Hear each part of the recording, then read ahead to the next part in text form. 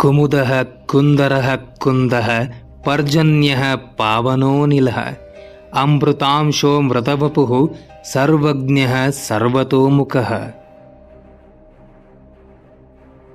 ಶ್ರವಣ ನಕ್ಷತ್ರದ 3ನೇ ಪಾದದವರು ದಿನನಿತ್ಯ 27 ಬಾರಿ ಈ ಶ್ಲೋಕವನ್ನ ಪಠಿಸಬೇಕು.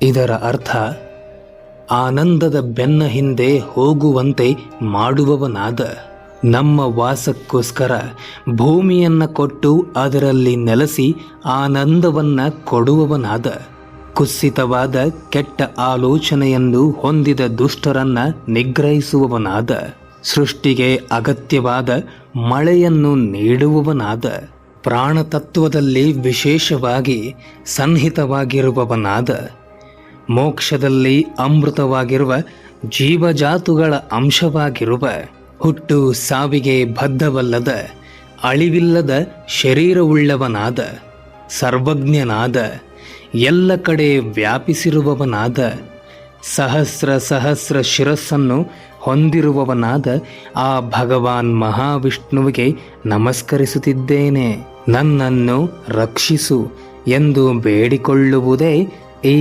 ಶ್ಲೋಕ.